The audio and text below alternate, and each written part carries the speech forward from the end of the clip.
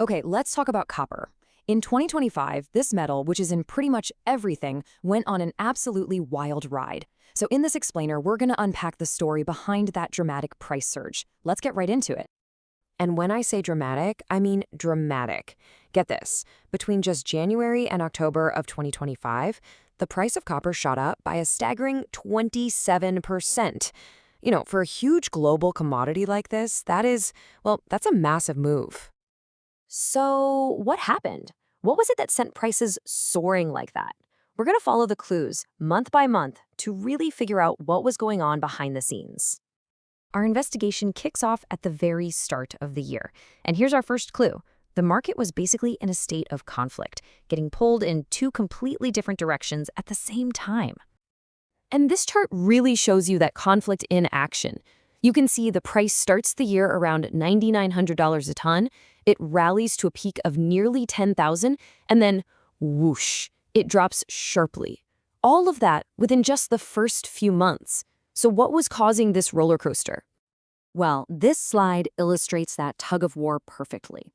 On one side, you had these bullish forces pulling the price up. Supply was getting tight because of disruptions down in South America, and China was spending a lot more on infrastructure, which, uses a ton of copper. But then, on the other side, the U.S. Federal Reserve was delaying interest rate cuts, and the dollar got stronger, which usually pushes commodity prices down. The result, that crazy volatility we just saw? All right, let's move on to our next clue. After that really chaotic start, the market moved into a whole new phase. It was this period of, seeming calm, where prices kind of leveled out. But underneath it all, pressure was quietly building up. And this timeline here shows that stabilization in action. See? Starting in May, prices began a nice, steady climb. By summertime, the global manufacturing sector was looking a lot healthier. And this is crucial.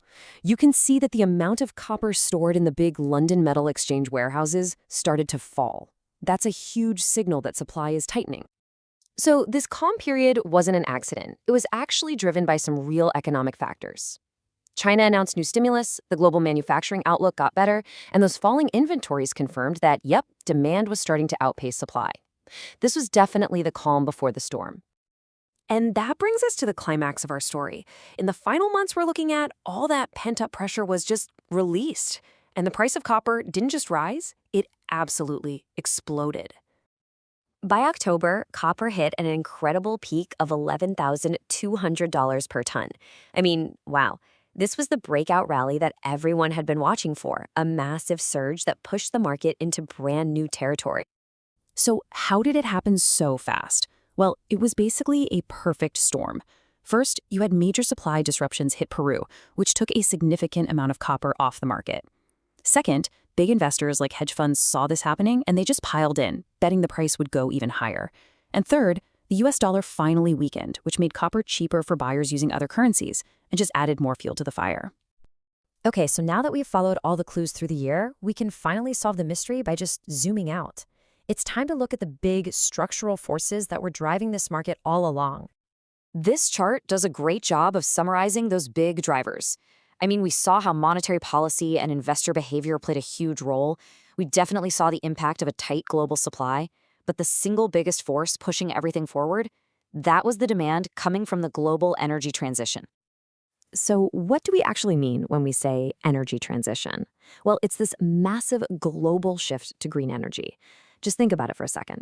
Electric vehicles, wind turbines, solar panels, and all the upgraded power grids needed to support them, they all require huge, and I mean huge, amounts of copper.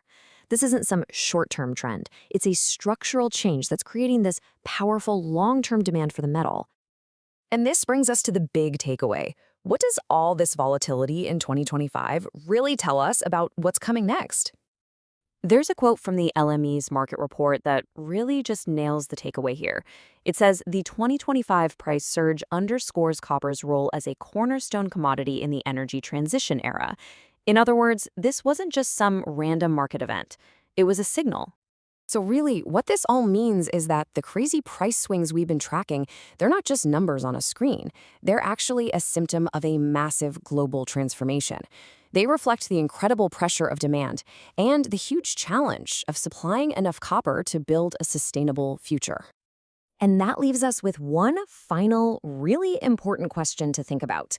We know for a fact that copper is essential for a green future. But if its price keeps going on this wild ride, what does that volatility really mean for how quickly and at what cost we can actually make that transition happen?